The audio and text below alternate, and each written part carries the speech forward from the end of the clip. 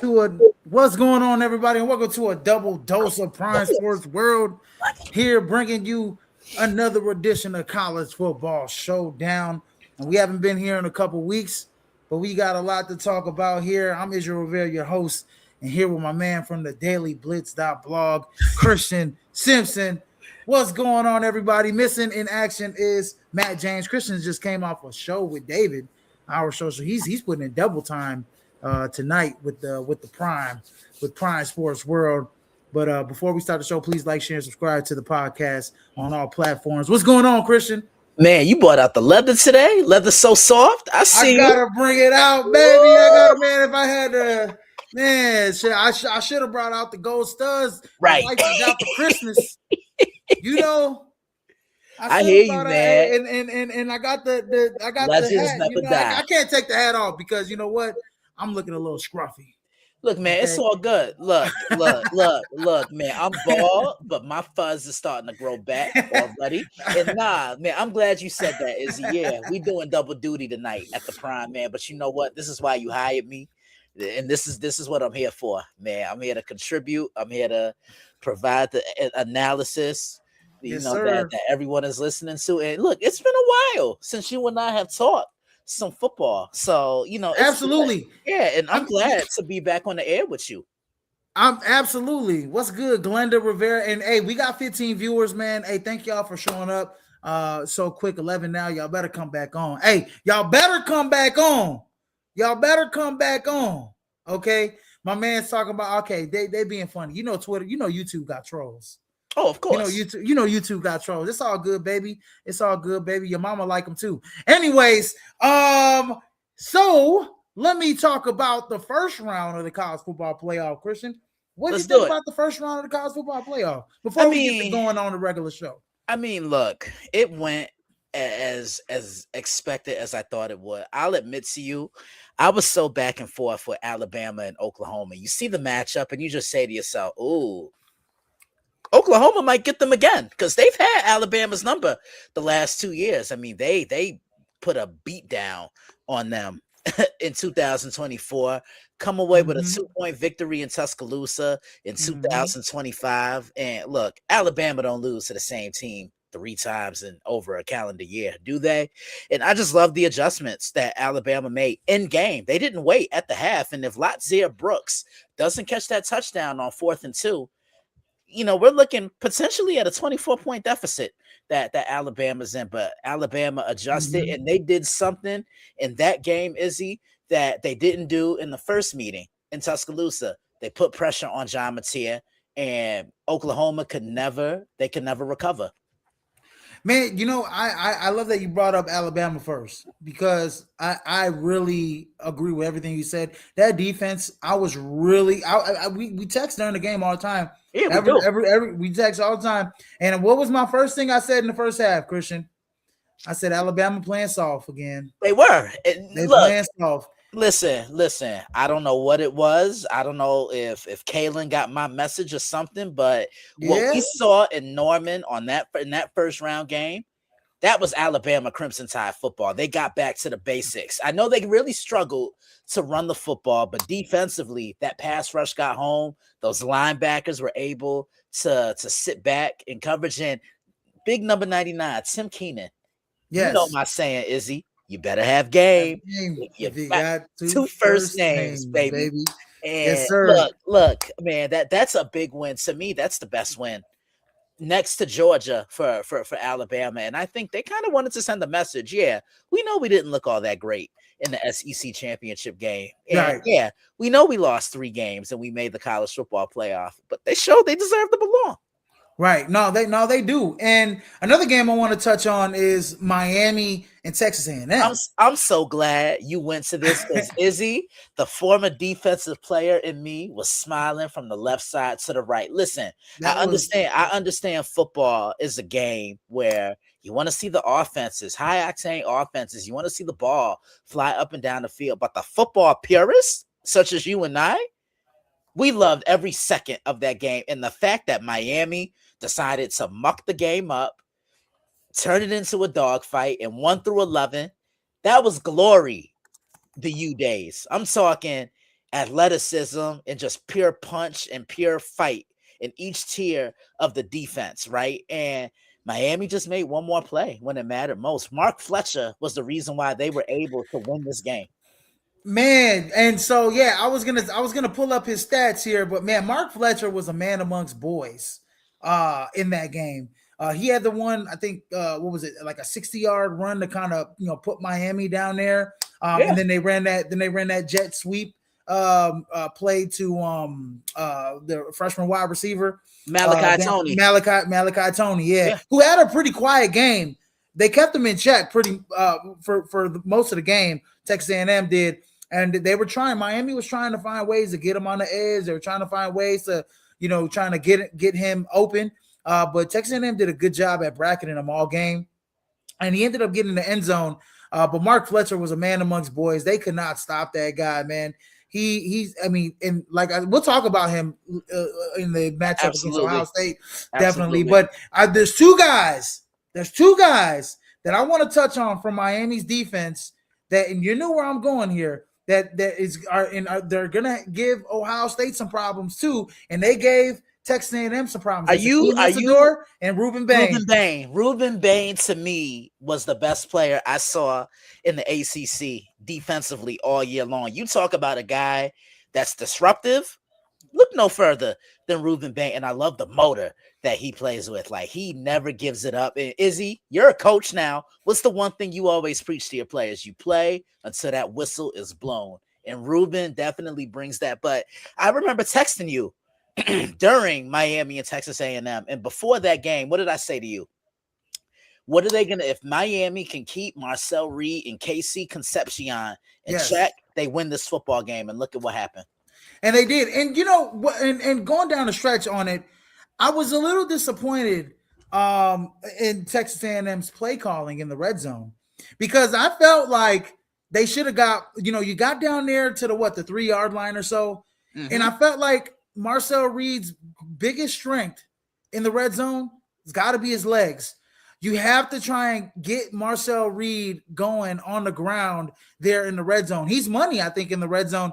And, I just think that Texas A&M, wasn't able to do that. They didn't do that. And, I mean, I don't know if it was the pressure, how good that front seven was for Miami. I mean, that was a hell of a hit. I mean, he had, I forget who he hit over it was like on second and go or third and go. He hit one of his guys over the middle, and that Miami linebacker just he ended up hitting him so hard he hurt himself. By launching himself in there, but he made the necessary play to stop them from getting into the end zone. And that's what you need. When you look at the Miami team, you brought it up earlier, bringing up those days back, the early 2000s Canes, the 80s Canes. Those teams had an identity, Bingo. Right? And their identity was defense, and their identity was being able to play fast. And that's what this team does. They play great defense when they need to. Yeah. They play fast. And, it's going to be interesting to see, as they move on in the playoffs, especially going against Ohio State. We all talk about that one guy that needs to step it up for them. And, it's the quarterback. And I'll say this, Izzy. To me, this was the best win for Mario Cristobal and his Miami Hurricanes tenure as head coach. Yeah, absolutely. And then kind of moving forward, touching on the G5 schools, two G5 schools, going up against James Madison and Tulane, going up against Ole Miss and Oregon. There's a lot of debate. They need to just kind of get rid of that. Two basically non-showings. No shows for two G5 teams. And I mean, you're going to continue to see it. I mean, and it's hard to have consistent G5. And I kind of mentioned it a little bit earlier.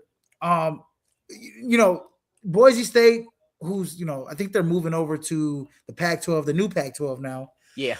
Because they're creating a new one now, and Boise State's going to head that. And they're a team that consistently always, they have their own niche of recruits at Boise State.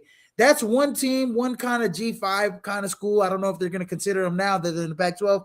They were in it last year, that has a chance to kind of make that upset, right? They in the past they were able to upset Oklahoma. We already know in the Fiesta Bowl, right? Yeah, Statue I of Liberty remember play, that. hook and ladder play, Hook and ladder. right? Yeah. And then and I brought up like the really good, like the MAC schools, right? The MAC schools are always tough, right? I look at like Northern Illinois, right? When they went to the Orange Bowl, they gave Florida State all they can give for 3/4 until the talent took over. But for 3/4, they stuck in there with Florida State, and that next year, Florida State won a national title. I talk about Western Michigan, right? Western Michigan made it to the, I believe it's the Peach Bowl, the Cotton Bowl, just after Northern Illinois, right? And they played Wisconsin to the end of the whistle, right? And so I'm like, and Northern Illinois beat Notre Dame last year. So I said, hey, these hardworking MAC schools, they're those schools in like Boise State, but then these other guys, I don't know what it is, like the Sun Belt schools and the AAC schools. I don't know what it is, but they just, the talent discrepancies is just, it's a different level. And I want to say this, it's gonna be hard moving forward, especially with this generation of the transfer portal, and all the NIL generation. It's gonna be hard for a G5 school to be consistent with being a good program, building a good program. I think in Northern Illinois, they've lost already 16 guys to the portal. Yeah, but how are you supposed to build a program like that? Look at James Madison. Their coach is gone. Look at Tulane. Their coach is gone. He's at Florida. James Madison's coach, I think, went to UCLA. We'll talk about that in a second. Yeah. And so, it's going to be tough when all the really good, G5 schools, they get good talent, and then the next year they're hightailing into a big time school and they're getting NIL money. They're getting more money, right? Big small time coaches has always been a stepping stone. The MAC, some of these small time players, we all know they're stepping stone jobs, right? They end up leaving and go to the bigger time schools. So it's hard for the G5 schools. So, like I said, I think moving forward, we got to put the best 12 in there. I feel like, I'm biased. Notre Dame probably should have got in. You know what I mean? Can't disagree with it's just like, over James Madison and Tulane. I mean, one of those schools maybe should have got in. There you get another school. But as they move to 16 schools, probably in another couple years, we probably won't have this problem. Look, I want to say this about Tulane and Ole Miss. How happy do you think Ole Miss was just to focus on football? Because for a month and a half, they had that ongoing distraction. Is Lane going to LSU or is he going to Florida? And he let it hang around. So I kind of blame him for this instead of focusing on a football team. But they went out and they got this win for the is he the permanent head coach now, Pete Golden? Because they went out and they play hard for him. I mean, Trinidad Chambliss did what Trinidad Chambliss does, and Ole Miss, they have a three-headed monster on offense, and Trinidad Chambliss, Kejuan Lacey, and Dejon Stribling. Like, if those three have it going and they're all in sync, this is a tough group to defeat. And then TJ Dottery, the linebacker for Ole Miss, he's a hell of a player as well, is he? I mean, they have four guys that could really set the tone on either side of the ball. Yeah, and on the James Madison side, I mean, their quarterback's leaving. You know what I mean? Like, and I just bring this up because he's probably going to go to a good school. He's probably going to go. But I mean, we're looking at like Oregon, James Madison. I mean, they scored a bunch of garbage. And I want to say this. Oregon kept a lot of their first teamers in there. But it wasn't the same. Like, you could tell, like, they kind of taking the gas off the pedal a little bit, playing a little lazy. Yeah, playing a little lazy. You're up 30-something points against James Madison. Everybody made it a big4 Oh, James Madison scored 4 points against Oregon. Oregon was up like 38-7. I mean, it was like, what were they up? They were up, by halftime they were up 34-6. And at one point it was like 42-6 or something. It was some ridiculous like discrepancy. And so like, James Madison came back and they were scoring a bunch of garbage time touchdowns, but none of those two teams didn't belong, in my opinion. And I think we have to have a reform moving forward when it comes to the CFP. hopefully we get that, because if a G5 deserves to be in if a G5 gets into the college football playoff, they should absolutely deserve to get in the college football playoff and be the best top 12 team in the nation. It shouldn't be the best group of 5 school that's ranked in the group of 5, the number 1 ranked group of 5 school. They should be jumbled all together so we can truly see, because these first. And then another thing I want to point out, Christian, before we move on, let's hear it. With these, I understand college football wants to keep the tradition. They want to keep the integrity. They want to keep the bowl games in the college football playoff. But teams like Indiana that are number 1 seed, they should not be playing on a neutral site field just because it's in the quarterfinals. We should not be playing the New Year's Eve bowls. We should leave those bowl games to the next best 12 that didn't make it to the college football playoff.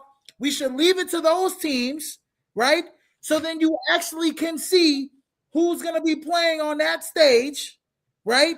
On the big stage. I would have loved to see Notre Dame, Jeremiah Love playing the Rose Bowl or something. I would have loved to see something like Notre Dame, Penn State, or whoever the case, whoever you want to put in there, the next best 12 playing the Rose Bowl, the Cotton Bowl, the Fiesta Bowl, or whatever the case is, and reward Indiana, reward Ohio State, reward Texas Tech, reward Georgia for being a top 4 seed in the college football playoff, and let them play on their home field.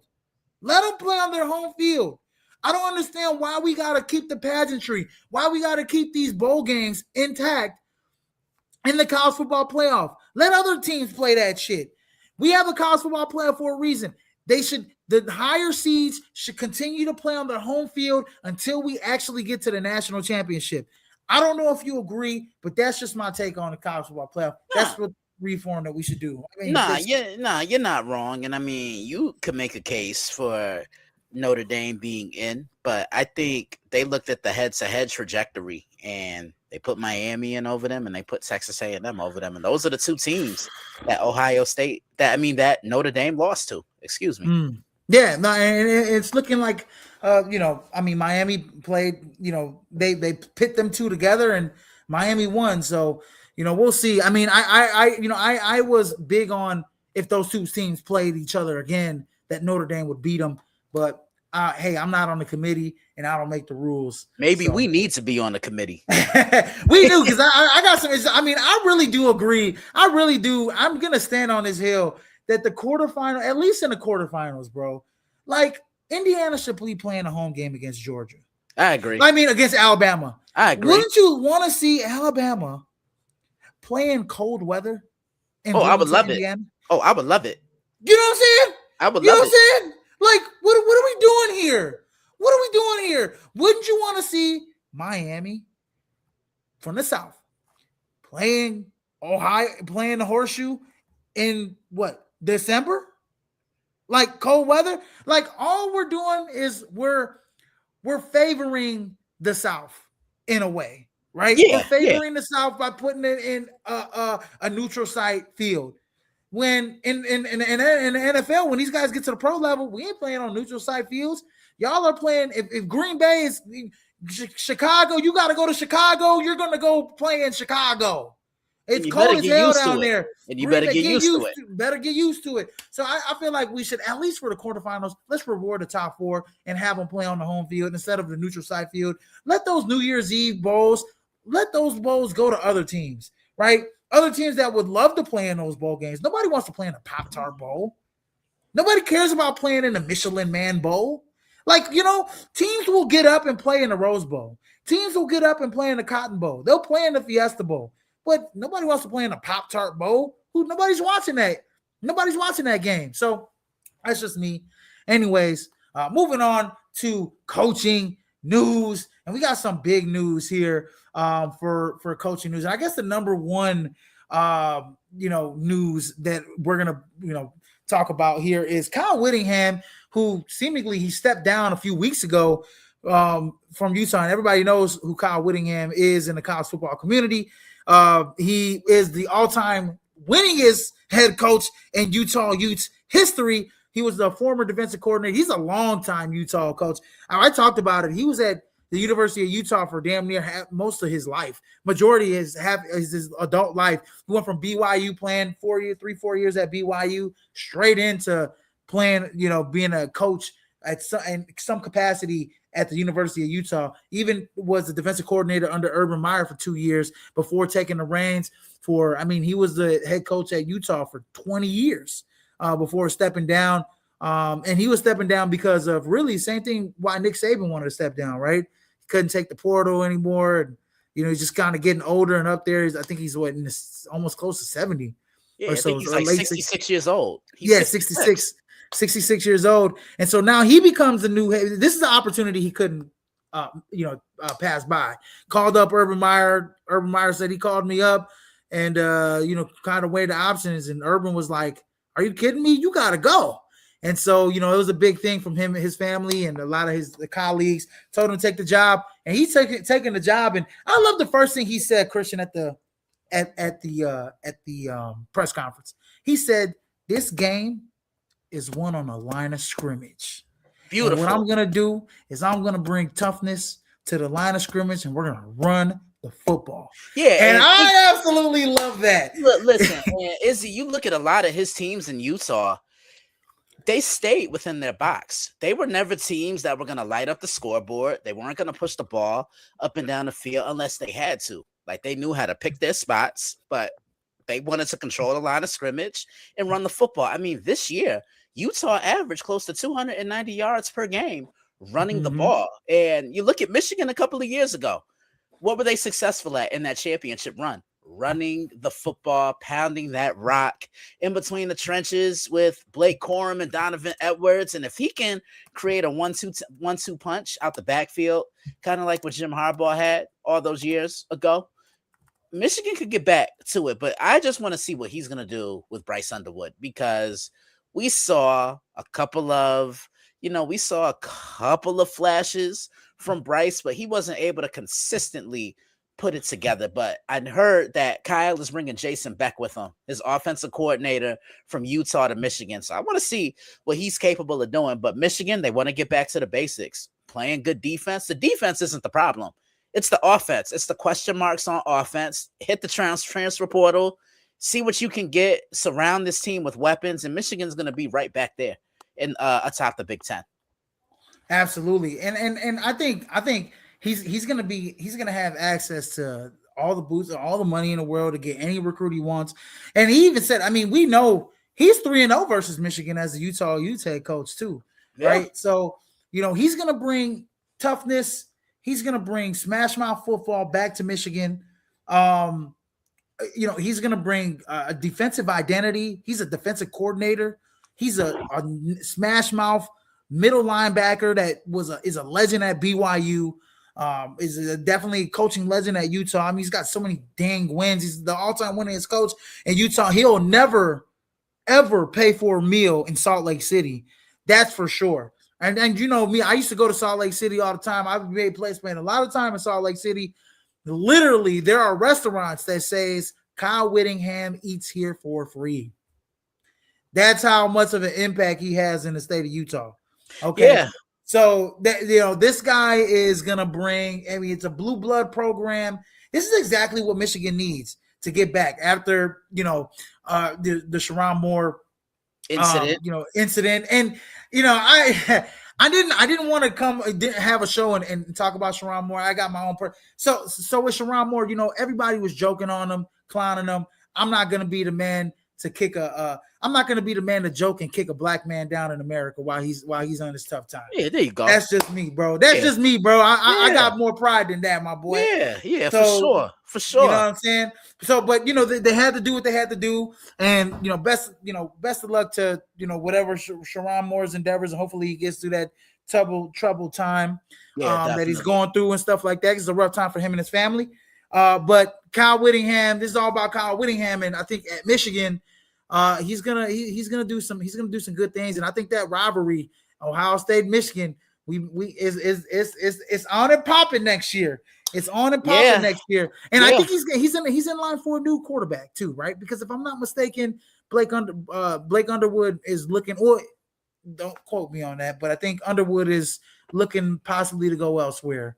Yeah, Just but you know we're what? Yeah, and I want to see. speculating. Yeah, and I want to see if Kyle can bring his own guy in. You know what I'm saying? Yeah, Because yeah, in my opinion. that's what that's what head coaches are all about. They want to develop their own, someone that they can they can put out there and say, hey, I can use him to his full strengths. And I don't know if he and Bryce would have been a good pairing.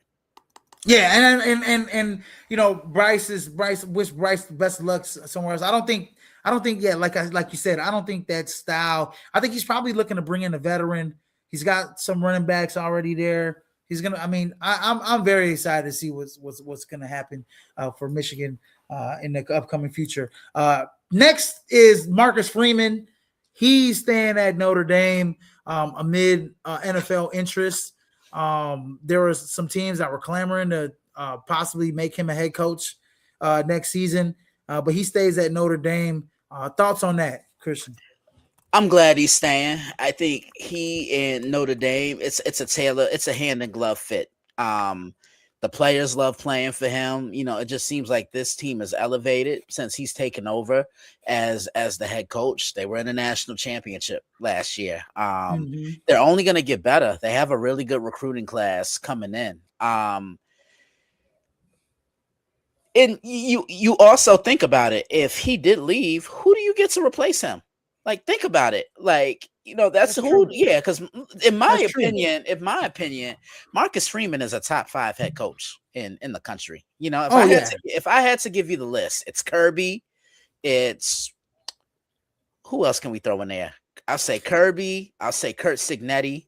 Curt Cignetti. Big Kurt's definitely got to be in there. Come on, man. Big Kurt. Yeah. Kirby. Yeah. Curt Cignetti. I'll throw Kalen DeBoer in there. Like, seriously. I got. Yeah. I mean, you also got to throw in Ohio State's head coach as well. Yeah. So okay, we'll go. Curt Cignetti, Kirby Smart, Ryan Day. Yep. I can make a case for Dan Lanning. Yeah, obviously, yeah. Dan Lanning's, I mean, as much shit as I talk about Dan Lanning, I think Dan Lanning's an excellent head coach. I can't deny it. He's an excellent head coach. Yeah, he really I just talk a lot of shit because he just says stuff that just get under my skin. Yeah, but he's a great head coach. Yeah, but Marcus Freeman. Marcus Freeman. You got to throw Kenny Dillingham in there. You got to throw Dillingham from Arizona State in there. He's pretty damn good. Yeah, he's pretty damn good too. But Matt Campbell was good at Iowa State. And look, he's at Penn State now. Right here. I mean, Lane Kiffin is pretty good as well. Kiffin, yep. Yeah, Kalen DeBoer. So, Marcus Freeman, he's young, he's energetic. I think he actually would have been pretty good for the NFL because the NFL always has these waves of coaches, and young, innovative coaches are what's in right now. Marcus Freeman is only a couple years older than us, is he? Yeah, I know. He's pretty damn young, man. He's like late 30s. But but I one thing that I like that you brought up, you brought up him, Kirby, whoever else, James Franklin, whatever the case is. I know you didn't bring him up, but Dan Lanning. One thing those guys all have in common is they are great recruiters. For like 4 or 5 years in a row under Coach Kelly, Marcus Freeman was the best recruiter in the nation. And then Kirby Smart, when Kirby Smart was under Nick Saban, he was the best recruiter in the nation. And Marcus Freeman kind of took him over. So, the best coaches are some of the best recruiters, but they can also develop talent. He's done that. I just wish that they would start the season strong, start to finish. So, there's no, nothing left to be, no stones unturned at the end of the season. But I'm glad he's staying at Notre Dame and bringing that consistency and toughness to us. Next, and lastly on the coaching news, on the coaching front, I want to pose a question because there were a lot of coaches that were moved around. There was a coaching carousel going around. And so in 2026, moving forward, who do you think will have the most impact on their new team? So I'll bring off some coaching changes. For you, Christian. James Franklin goes from Penn State to Virginia Tech. Okay. Eric Morris, who was the North Texas head coach, goes to Oklahoma State. We just heard about his star running back and quarterback Messmaker going probably transferring. They're probably going to go to Oklahoma State. Both of those guys. And I will say this about Eric Morris. Next to Lincoln Riley, he's probably the best quarterback evaluator because he was at Incarnate Ward and he took a chance on Cam Ward and he developed Cam Ward at first. Yeah. And so, and then he does whatever he does with Messamaker, who was basically not recruited or and turned him into one of the best quarterbacks in the nation. I can't remember who. There was another quarterback as well that he was able to develop as well. I'm trying to pull him up as well because I was reading him up as well. It was Patrick Mahomes. So he was the offensive coordinator at Texas Tech. Yeah, when Patrick Mahomes was there. So this guy is a hell of a hire for Oklahoma State. We all talked about Mike Gundy kind of, having all that success, but never really taking him to another level. Next level. Yeah, at Oklahoma State. John Summerall, Tulane of Florida.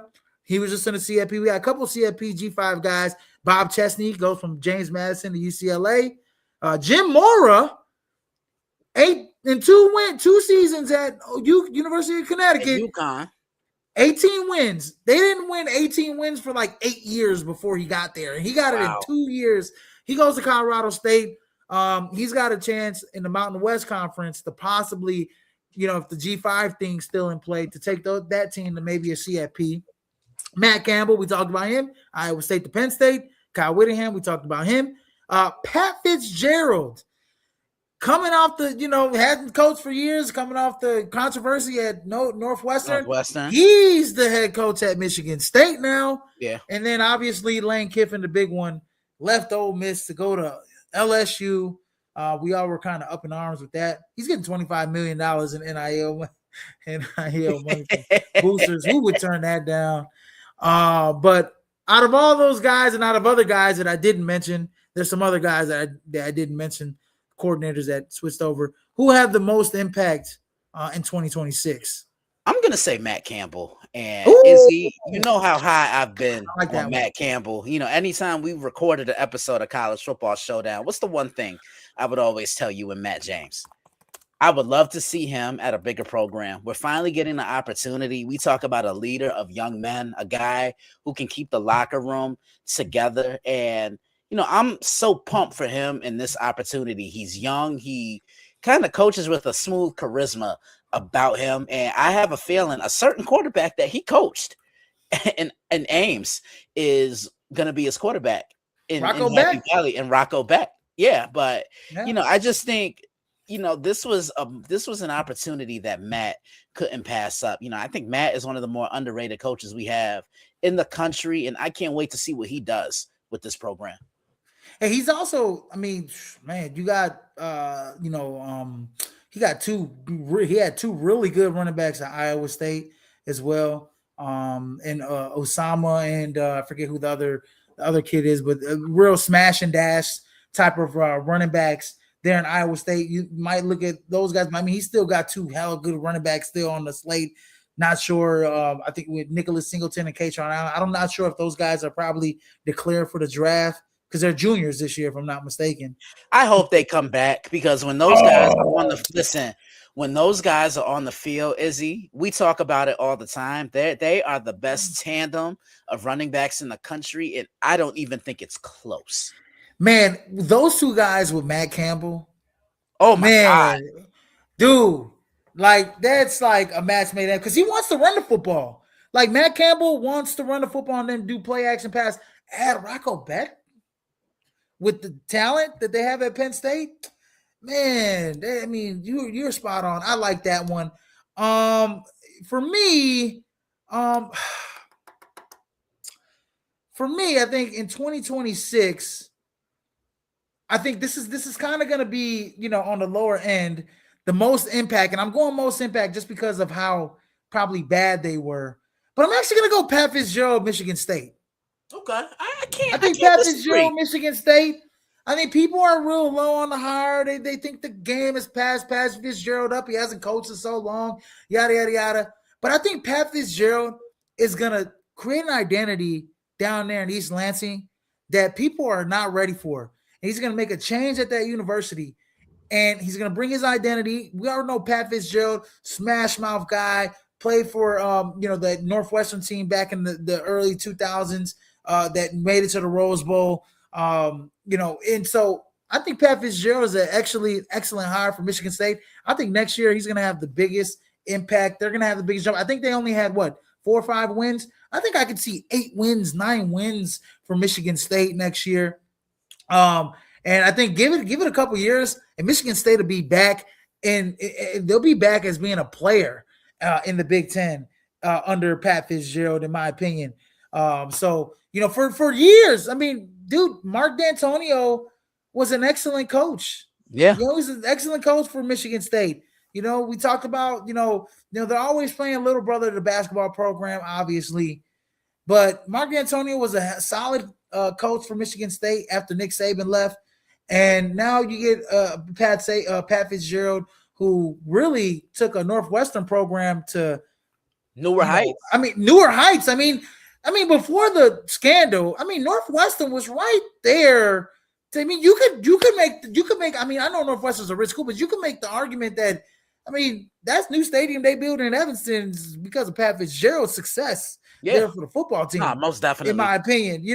So that's This guy is going to bring a different type of culture that Michigan State hasn't had in a while.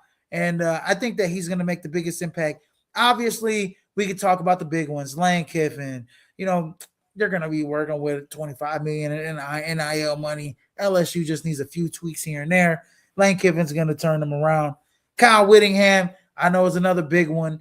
You know what I mean? Obviously, I think, he's going to have access to all those recruits. And stuff like that. And then, we can also, talk about John Summerall, right? Oh, and what's interesting about Billy, the James Madison coach going to UCLA is that Billy Napier, how far you fall from grace? You go from Florida to now being the head coach at James Madison.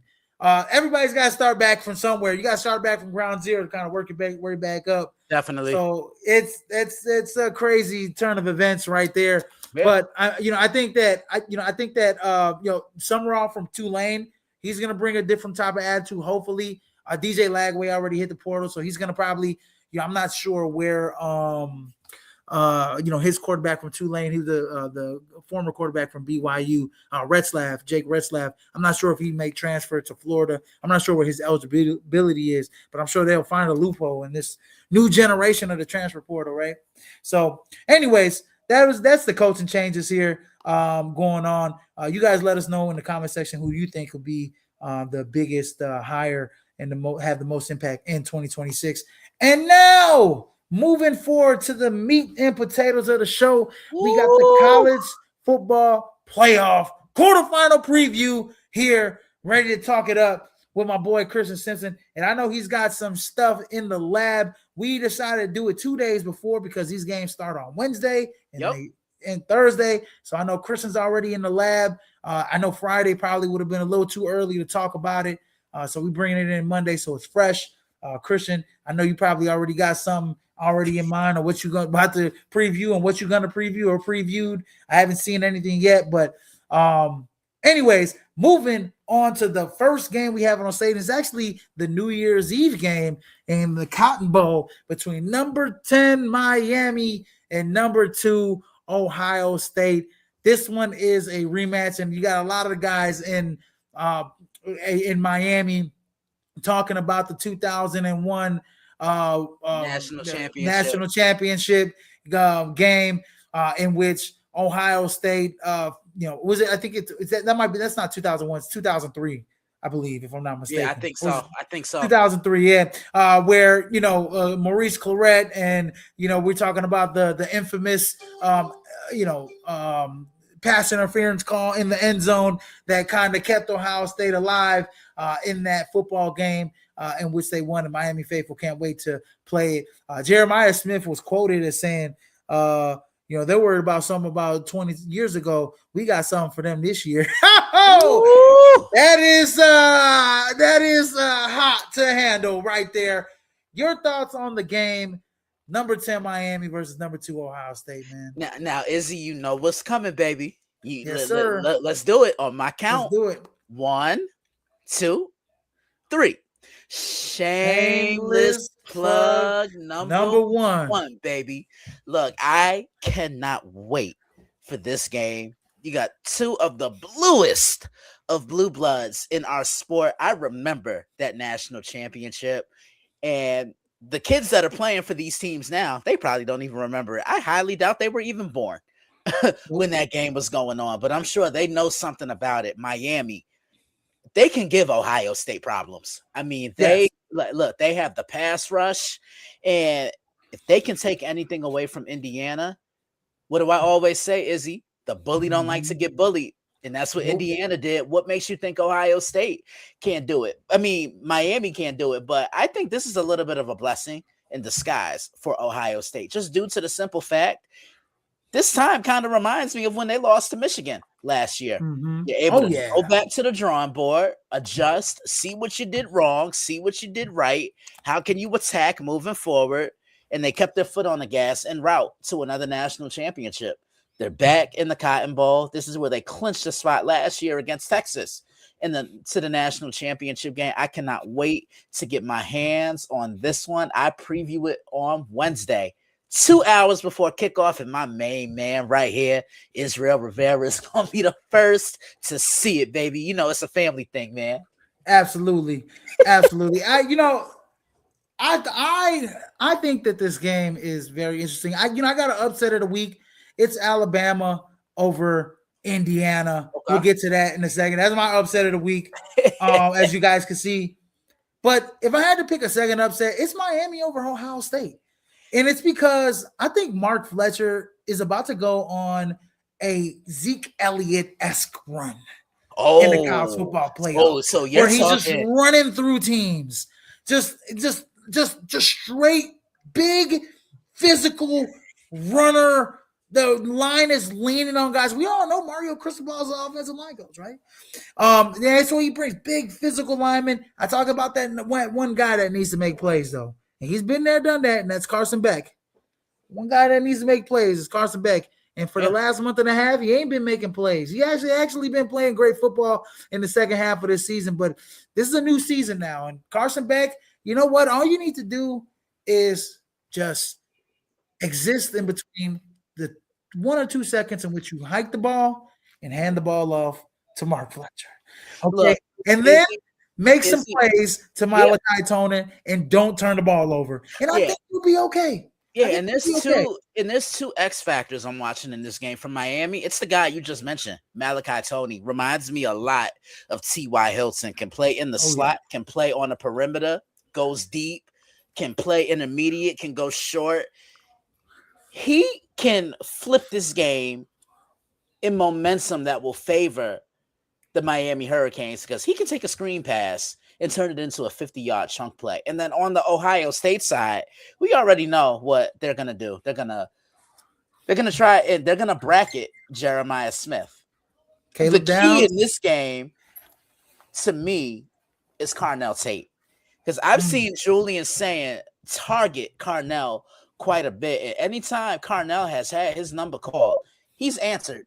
Every single time. I cannot wait for this matchup. How many times do you think you and I are going to text during this game, Izzy? Probably a lot. A lot. Yeah. I mean, Jeremiah Smith, Carnell Tate, Brandon Ennis. You got the true freshman and Bo Jackson back there running the football. CJ Donaldson. They got it's weapons all over. But there's two guys that are gonna, have to show up, and those are those two tackles for Ohio State as they go against Akeem Messidor and Ruben Bain, because they are going to get after the quarterback. They're not going to rush. They're not going to blitz. They're going to rush 4. They're going to drop 3 back in the coverage, and they're going to say, we got the 2 best pass rushers in college football. And arguably, they do have the 2 best pass rushers in college football. So, I'm looking at the 2 tackles in Austin Shreveld and Philip Daniels. Those guys, whoever are the tackles for Ohio State, are going to have a handful with those 2 guys. If I'm going to pick a second upset of the week, I think it's going to be Miami over Ohio State. I think they're going to run the football. They're going to keep it close. As long as you can get at the rush, speed up that clock on Julian Sand, I mean, to make he'll make mistakes. We saw what Indiana was able to do with their defense. I think you have better pass rushers than Indiana. I think if you're able to rush four only, get home, rush the clock on Julian Sand, and not blitz as much as you need to, I think you're money. I think you're gold against Ohio State. And Miami, obviously, we talked about it last year. They've gotten a lot better in the back end playing defense because last year they were just terrible covering wide receivers. Last year, I think this year they're a lot better, and they have the athletes that can keep up with Ohio State's wide receivers. And they shut down Casey's Concepcion last week. You got a big tough task with Jeremiah Smith and Brandon Ennis and Carnell Tate this week. But I think Miami has the athletes to be able to do it. I like this game, to be a close one-score game all the way down to the wire. And I'm going to go Miami to win this game. And make sure you guys catch the preview from Christian dropping that an hour before game Absolutely. time. So you guys don't want to miss also, that. like another key for Miami, you have to know where Caleb Downs is. I mean, he is the enforcer on this defense. I think Caleb Downs is the next great safety to play in the National Football League. Oh, yeah. I mean, and I'll tell you this right now. That's why I say Mark Fletcher is going to have a big game because I just don't see it. I just don't see Malachi Tony as a true freshman kind of getting off against this defense. They're going to have to pick and he's twitchy fast. He's, it comes with experience and finding holes in the zone. But I mean, I do not want to be the guy taking the pass over the middle and taking that hit from Caleb Downs. So I think Mark Fletcher is going, and running the football is going to do what, Christian? Bring those safeties up into the box. It's going to bring those safeties in the box. You can use your play action. You could take a shot over the top because Indiana did that. Indiana ran that football. They forced Ohio State to put additional men in the box. And then what did Fernando Mendoza do? He took shots down the field. But the biggest key for Miami is also it's Carson Beck. Which version of him do we get? And you've heard me say this to you quite a bit. If they get good Carson Beck, Miami runs away. Yeah, absolutely. Absolutely. And, one thing I will say is that the difference between, Indiana and Miami is I feel like Indiana has, probably, if not, the second or third, they have a top 3 wide receiver room in Elijah Surratt and Omar Cooper Jr., right? Yeah. As opposed to Miami, where it's just like Malachi Tony's like a budding star, and the other 2 guys, CJ Daniels is good too. He's good too, but what version are we going to see of him? He was a little, so we got those guys have to step it up for Carson Beck. They have to get open. They have to win their individual matchups. I agree. In order to win. But I like Miami. I like that. I think they're going to run the football, play the time possession game. And then we have the New Year's Day games, and these are in order.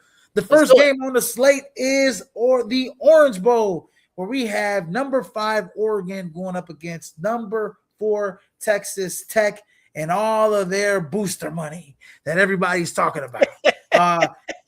Seriously, everybody's just like Texas Tech. They're not a blue blood. They bought their team. So has everybody else for 50 years. That's Ohio State, Michigan, and everybody else, right? So we have these 2 teams, and I want to say this is going to be an interesting matchup because Oregon has a lot of talent.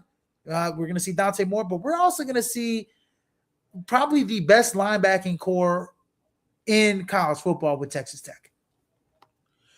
Yeah, but here's the thing. Texas Tech hasn't seen a team with the talent that they're going to see in the Oregon Ducks on New Year's Day. And I will say this about Oregon. I know they didn't necessarily look the greatest against James Madison, because I felt just like you. I felt they took their foot off the gas pedal. I previewed this one last week, Izzy, but that was the best I've seen Dante Moore look all year long. I'm watching Malik Benson in this game. I think he has a chance to really flip the switch in this game because Texas Tech, they're going to load that box to stop who? Whittington in the backfield. They're going to they're going to look to stop that running game and Noah Whittington, and they're going to try all they can. They're going to do all they can to limit Dante Moore, keep him in the pocket and make him a pocket passer because I think he's at his best when he's throwing the ball on the run. Yeah, and they're going to test those linebackers with Kenyon Sadiq as well. Oh yeah, At the absolutely, tight end position. I mean, he's going to be the absolutely. best player on the field, in my opinion. But hey, man, Texas Tech, they have an excellent quarterback in Baron Morton. They Been one of have the best I've seen in the country this year because he has Cameron such Dickey. command and control of the offense. But here's the thing that I like about Texas Tech: they can beat you in so many ways. Yes, Like they the can run first time, the yeah. with Dickey. So And he's my X factor, Cameron Dickey. I look for him to kind of control things, control the line of scrimmage, keep that Oregon offense on the sideline. To me, this is a coin flip. I'm gonna take Oregon in this one. I think Oregon has enough to beat them. I think they're gonna get after Baron Morton. But here's the thing: Texas Tech, they have a three-headed monster at running back. They have David Bailey on one side. You got Romello Height on the other side. And then you have the yes, guy that brings it all together in the middle, and Jacob Rodriguez, baby. yeah, absolutely, yeah. And Jacob Rodriguez. I mean, and they call him what they call him, the Stash Bros or something like that. Those guys are amazing. I think those are the best. I mean, we talk about linebacking core, right? We talk about LSU. We talked about the Witt brothers. We have the Witt Weeks, and we talk about the Weeks brothers. We talked about LSU and how good they are and how talented they were. But Texas Tech, man, they came out this year.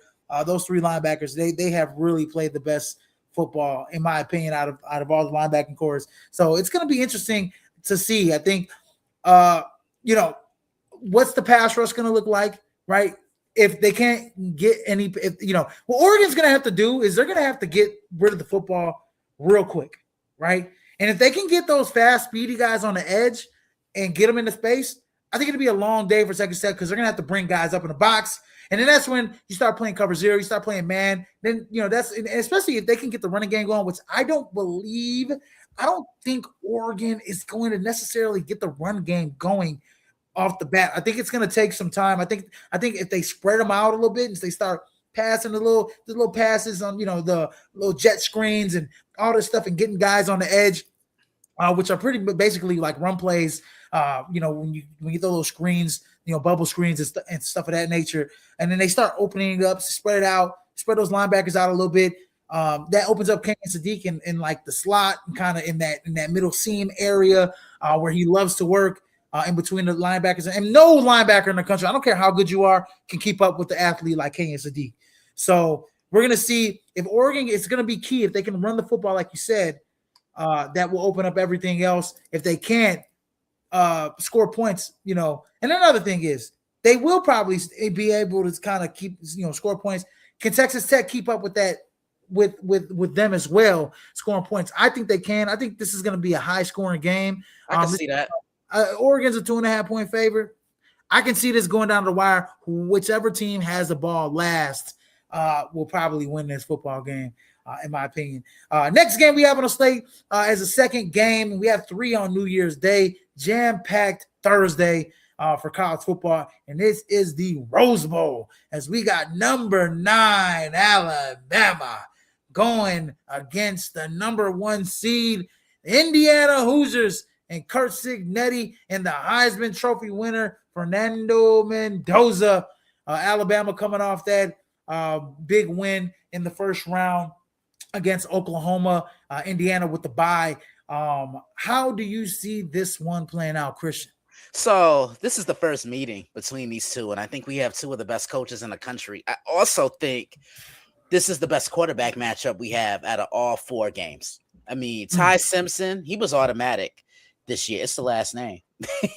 Yeah. Oh yeah. I agree. And then obviously we have the Heisman winner in Fernando Mendoza. But Indiana, they haven't played in a while, so rust could potentially be a factor in this game. And then Alabama, you won that game against Oklahoma.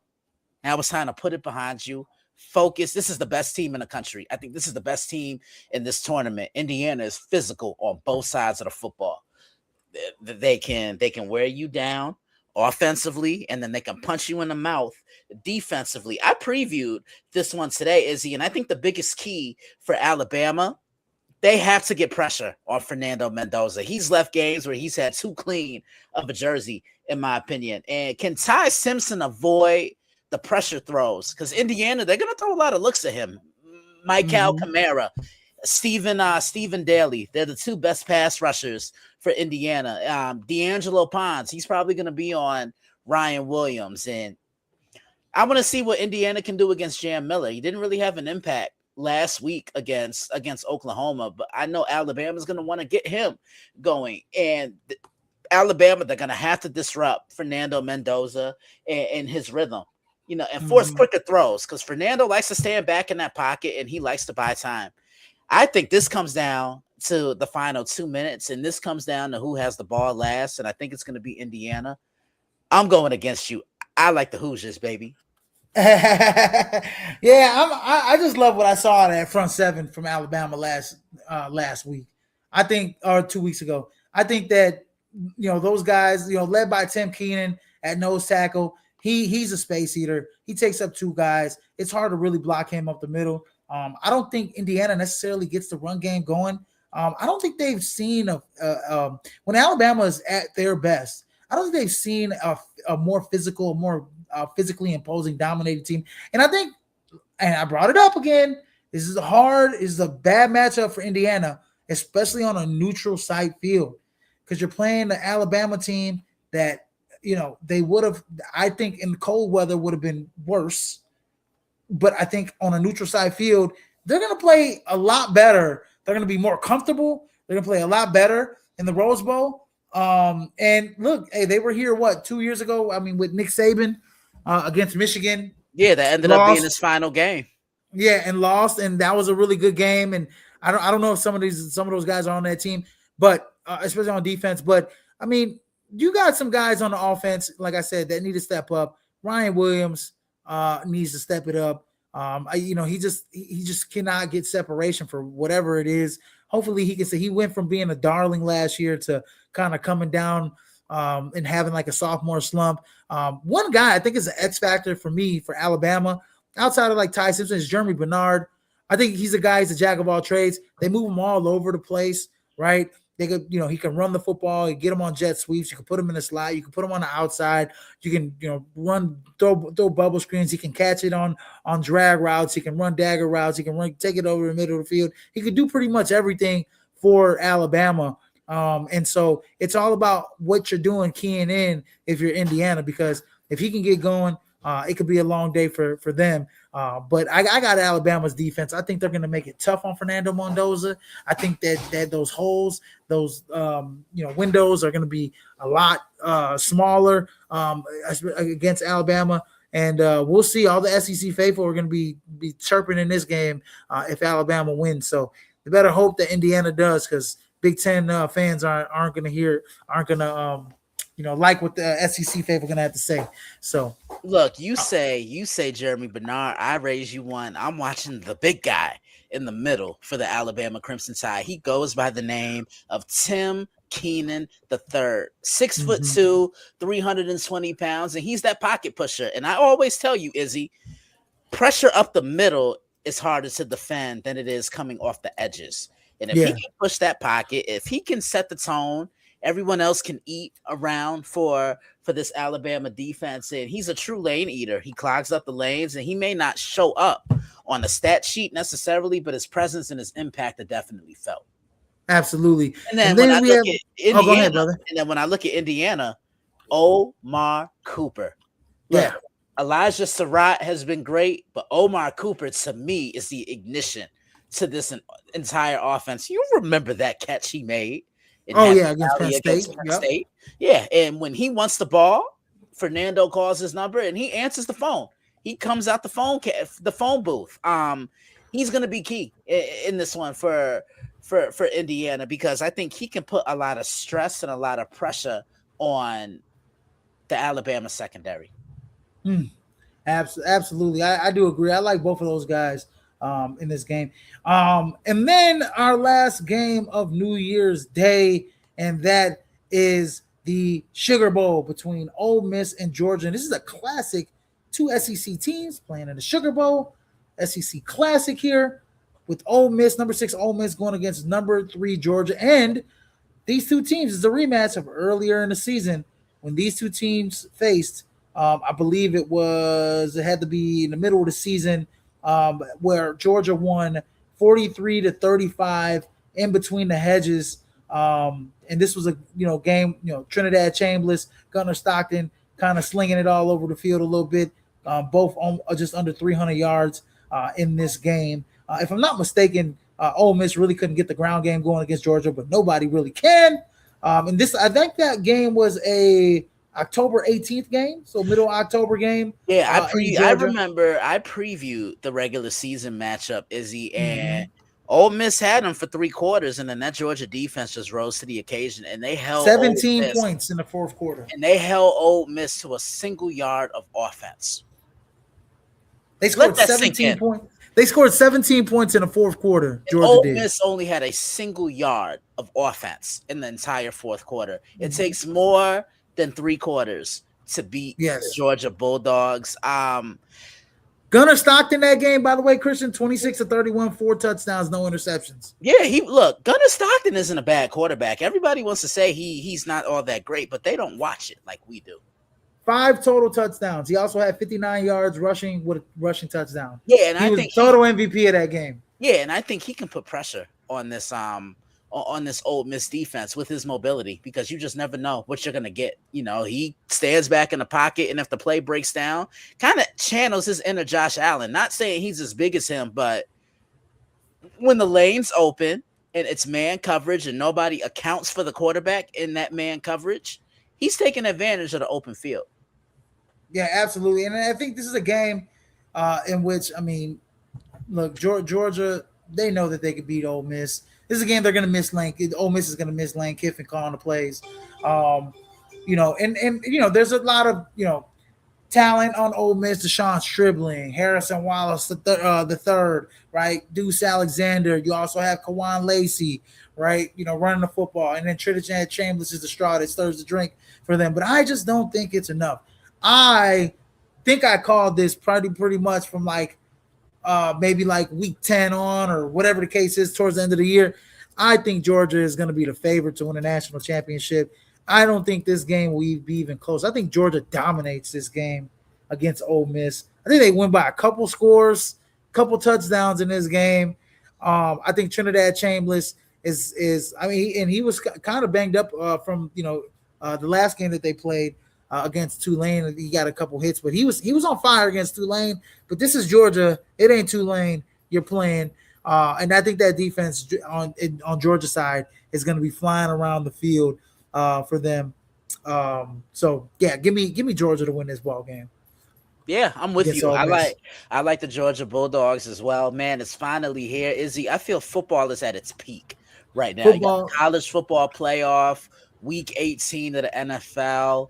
Can't wait to talk about that with you as well. But man, the college football, look, there's really not a bad matchup in sight. I was telling that to David when I did the prime with him, talking about the NFL. Like, each matchup has its own storyline. You got the bluest of blue bloods with Miami and Ohio State, Oregon and Texas Tech. I think this is as evenly matched of a game as you're going to see.